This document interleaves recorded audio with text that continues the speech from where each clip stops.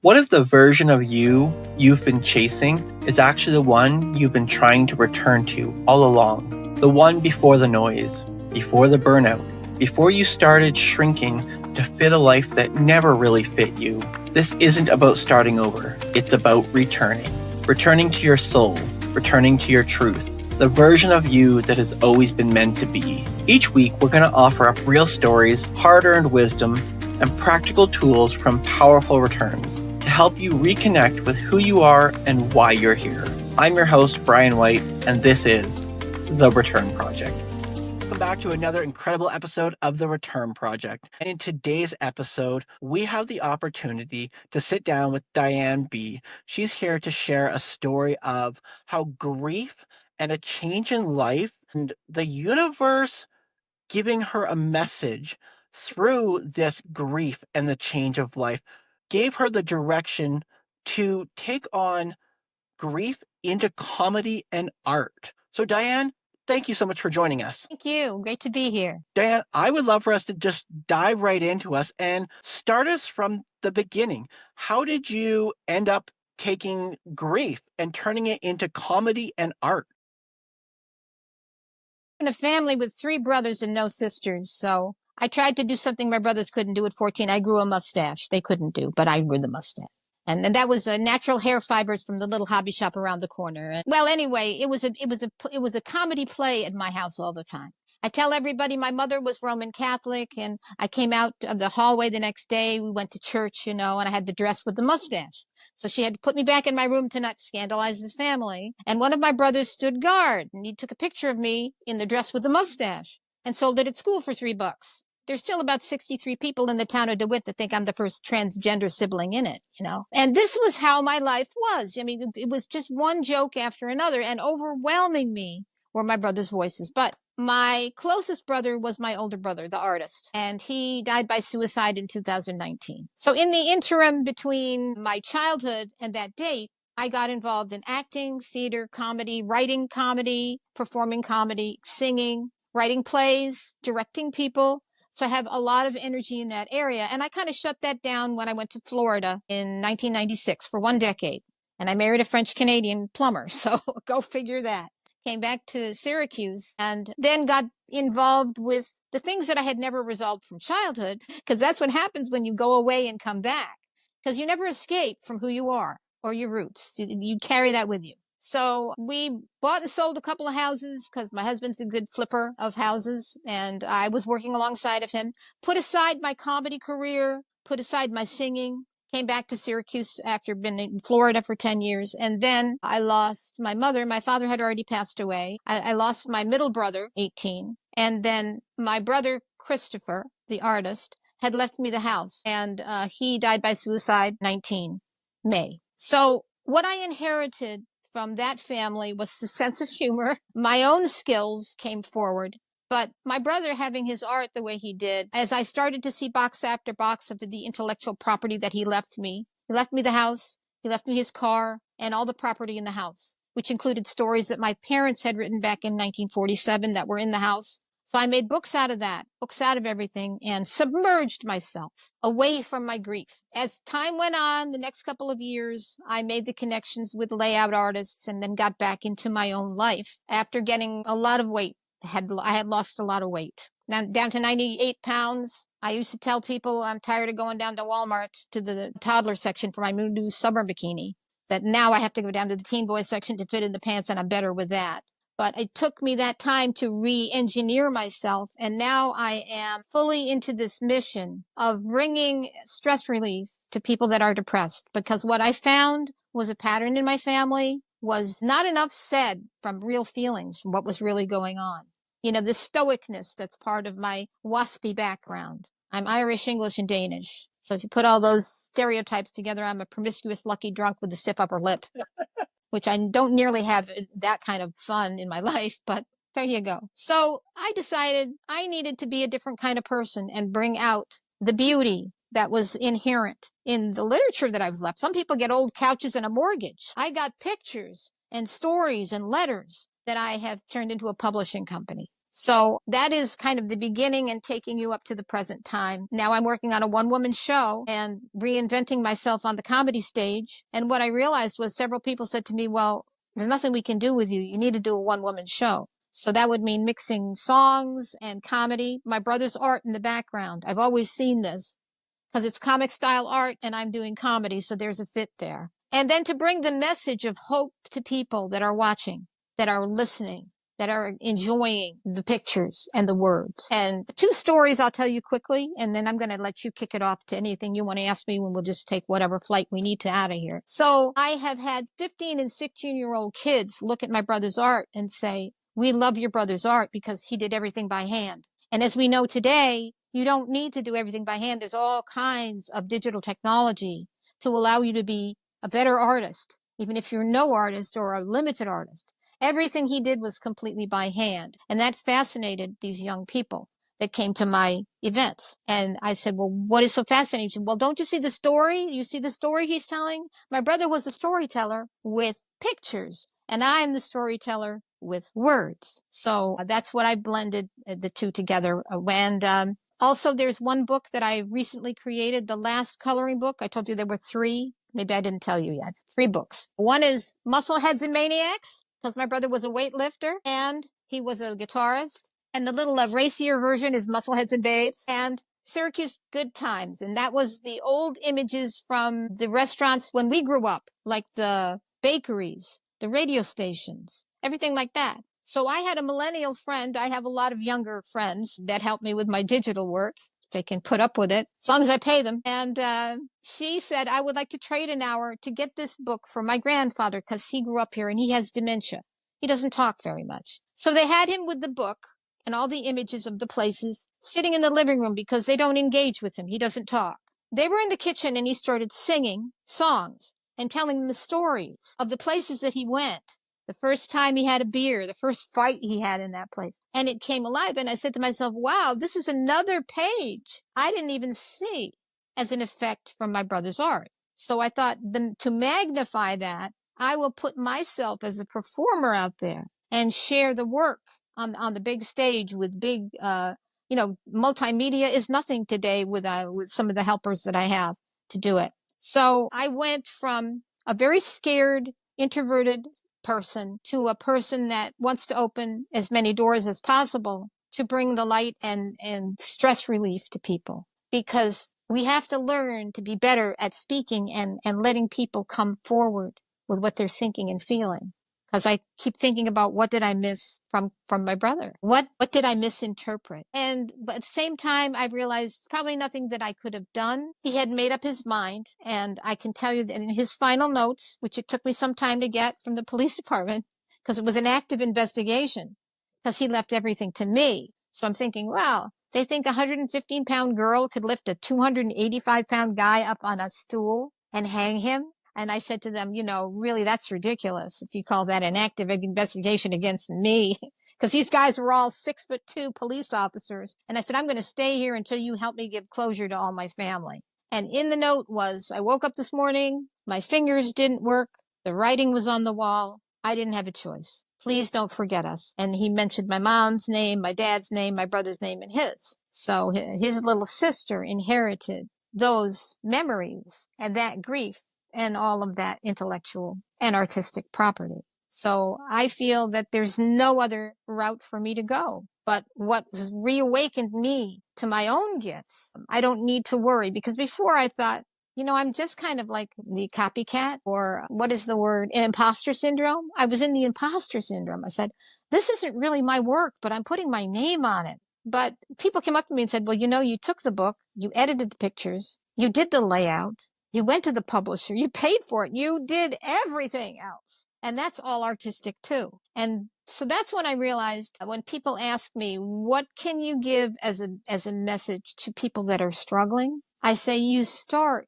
by finding whatever talent you have and finding joy in that, and then stepping out aside of yourself to connect. I think podcasts are a wonderful way to do that, over distance between different personalities. But that's basically my story.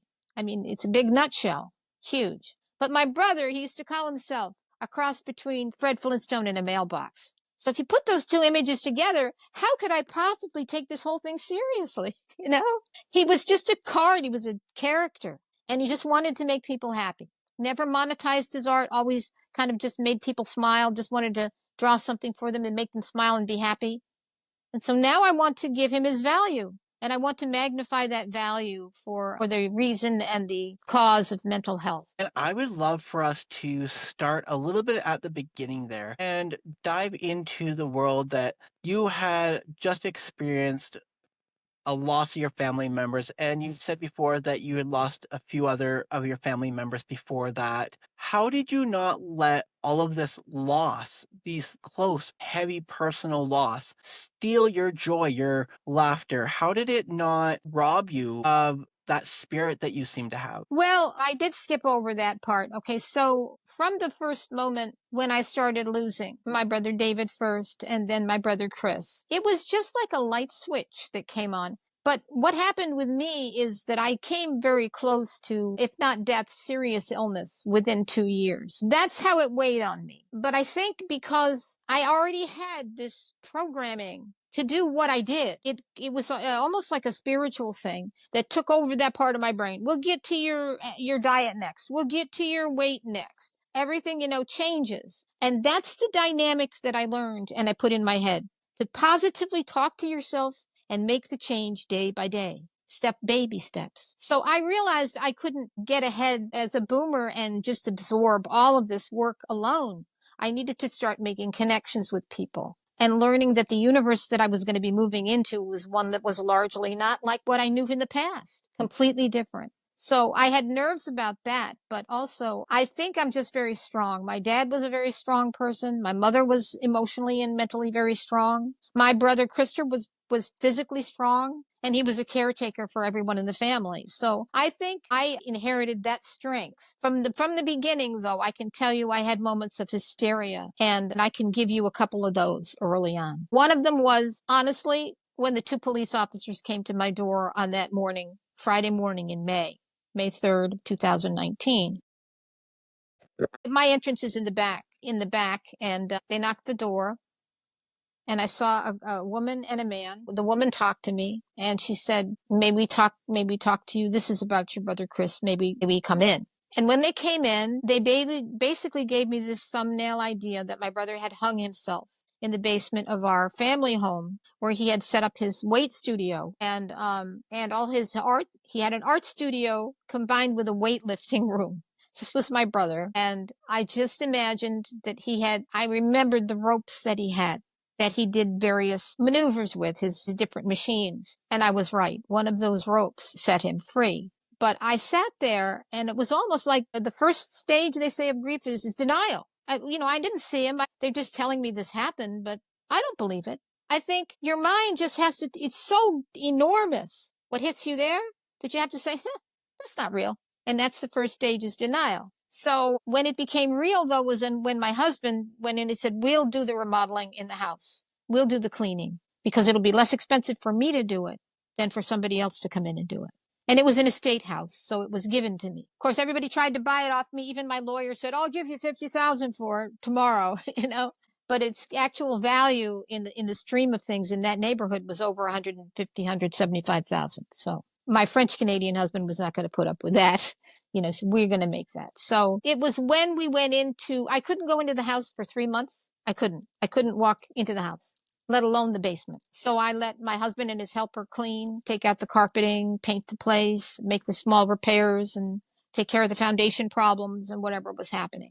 And then when I finally was ready to leave that house, because I went into the staging at the end, this was a very tough moment for me. There were 2 enormously emotional moments for me were walking in the house when it was ready to be handed over to the real estate agent and saying goodbye to everybody as I imagined my life as it was. And then the day that I had the 4 urns that my parents had been cremated, but my brother had kept them on the mantelpiece because my brother, as an artist, with the taxes that were on the house, he didn't have the money to bury them.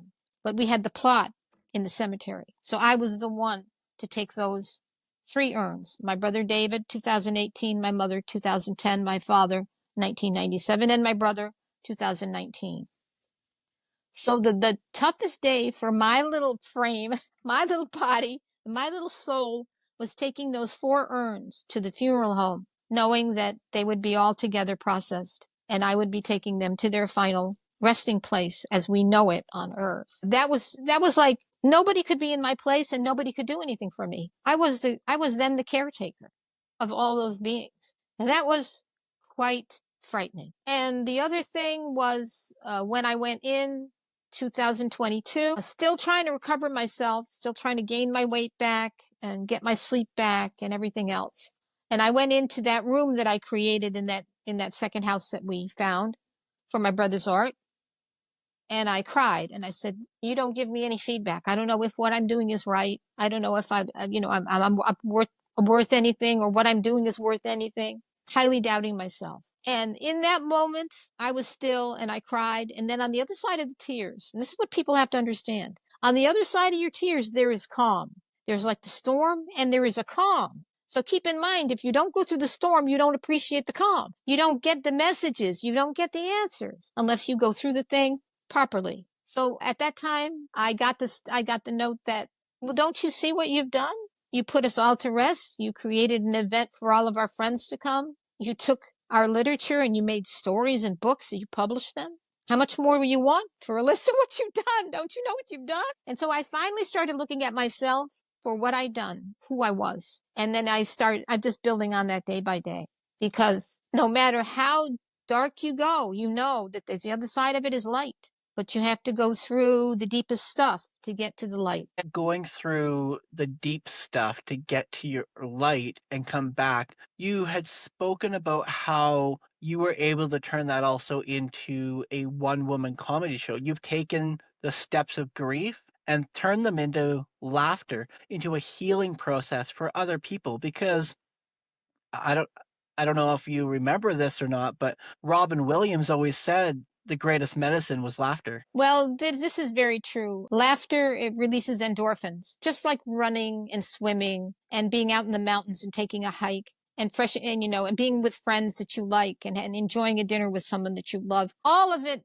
But they also say what? Comedy is the other mask of tragedy.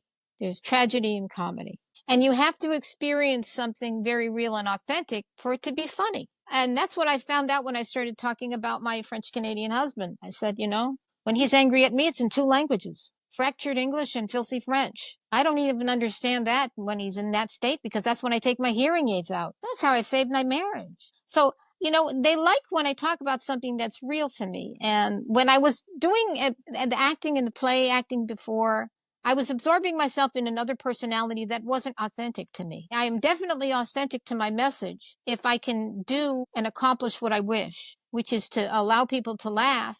To see what's going to happen is I will have a little monologue, a little funny couple of jokes, and then my brother's art will be like the crescendo, one of his funny pictures. And just be able to do that, I said, well, who would be creating a show like that? Well, just me. That's unique. So I feel that I have a unique opportunity to really enjoy putting it together. And since it was suggested to me, I originally thought of just a 59-minute one-woman show, and a lot of people just do it in one personality, a couple of changes of clothing, a couple of changes of lights, and just the same personality throughout. But I have multiple personalities with my characters and my comedy and my brother's art. So to mix it all together, I would like for people to have a feeling of laughing, feeling, and really wanting to reach out and help someone around them that's in a dark place and understand somebody else who's going through what they haven't gone through, which is experiencing a sibling suicide or spouse suicide or child suicide. It's one thing to take comedy from an unauthentic place and just be funny. It's a whole nother aspect to find the courage to be truly authentic and take something so serious and heavy, such as grief and death, and turn it into comedy. Where did you find the courage to be able to take something so heavy and it can be so painful and bring laughter and light to it? Well, my brother, I told you, he was a pretty funny character. So he used to say I escape into an 8x10 piece of paper. So then I started thinking, oh, sorry, my brother knocked over the camera. So I I started to do monologues for my acting group. I'm part of a Syracuse acting group. And I started to think, my brother always dressed like a homeless person, you know?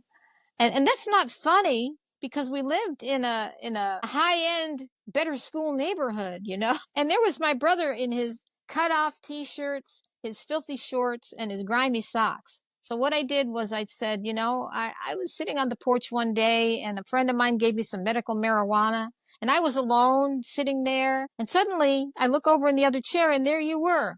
You're wearing a khaki shorts, cable knit sweater with your hair all nice. Is that the dress code in hell? Because the last time I remember, you were like dressed up, and you were the atheist anyway. I'm pretty sure you weren't going to heaven. So when I started talking about it, and my people were laughing, and so I had just had 5 minutes. You can only do like a 4-minute monologue.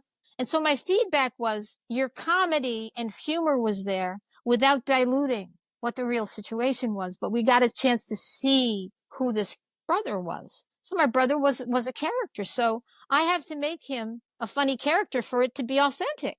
So it requires of me to have that attitude and to blossom my own comedy along the way. So I never thought in a million years that I'd be doing a one-woman show on this subject. But since I started to bring my comedy up, I figured that's the only way it can possibly go. Because from the time I got back to Syracuse and I started to get back into acting and comedy, I said to all my friends, I want to do a comedy show with other clean comedians and have my brother's art in the back. So now it's like one good comedian with my brother's art in the back, and then a couple of characters and some musical interludes, and I do my own show. So everything that I was seeing was just me alone, but with my brother's background. So we're working together. So it's a natural choice for me. And I've always liked doing comedy because it's very low overhead. You just go and get up to the microphone and speak. This comes from such a place of heart and wanting to honor your brother and really turn it into healing even for yourself and putting healing out for other people. Do you see yourself taking it further? Do you see yourself taking this down into different styles of shows or finding different avenues from your any other past traumas or forms of healing that you can turn into comedy on a stage? Well, I was a survivor, domestic abuse survivor from an early marriage. So I have had trauma in my life. But I feel at this particular time to focus on whoever you associate as family. This is blood family for me, but other people have different kinds of family. I don't know that I see outside right now. It's so much for my brain to get around this one woman show because now I'm picking pictures that'll go with certain monologues and then certain characters and timing everything out. Like you time your podcasts out, a couple minutes here, a couple minutes there and different bits.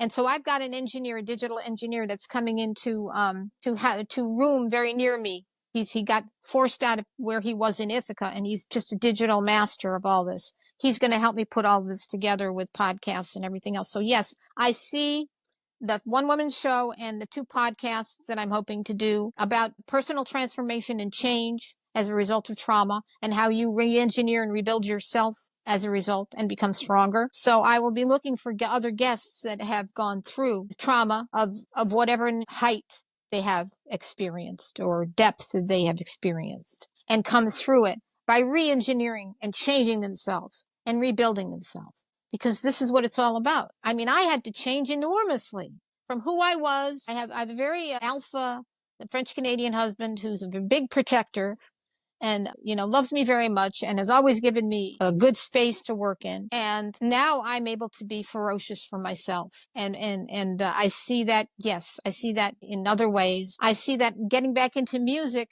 My friend that's coming is an engineer in music. I have certain songs and lyrics I've written about my brother that I've never exposed to music because I don't write music and I don't play it, but I sing and I write lyrics. So he said, well, good, we'll put some songs together. So I see it going into songs that will reach people, comedy that will reach people, and podcasting that will unlock with people the same capabilities to different degrees that I have myself to have transformed my life through this tragedy, what other people call tragedy. If you could go back and tell your prior self, if you could look at your, I'm going to say childhood self, what's the greatest bit of advice that you would tell yourself after going through this personal growth and transformation of life? I would say don't be afraid to ask for help when you need it. Take care of yourself and love yourself along the way, because life is going to be full of surprises that you don't anticipate. Some of them good, some of them great, some of them very bad. So I would say to take care of yourself and to honor yourself as much as you have a feeling for other people. Have the same or greater feeling for yourself. That's what I would say to my younger self.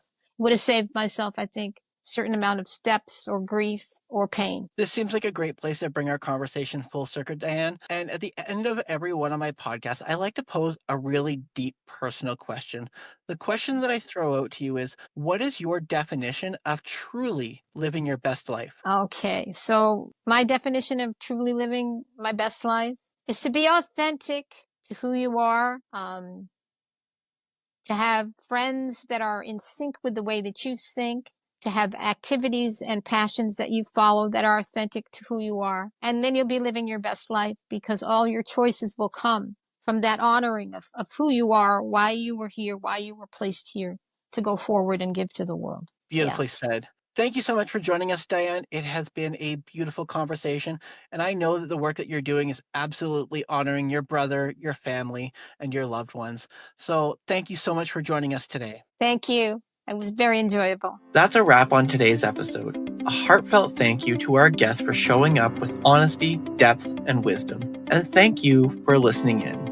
I hope something in this conversation stirred something in you, a memory, a reminder, or maybe even a return to a part of yourself that's been waiting. If you enjoyed this episode, can I ask a quick 30-second favor? Share it with someone you know, someone who might need to hear this message too. And don't forget to explore past episodes. There's so much more waiting for you there. Until next time, I'm your host, Bryan White, and this is The Return Project.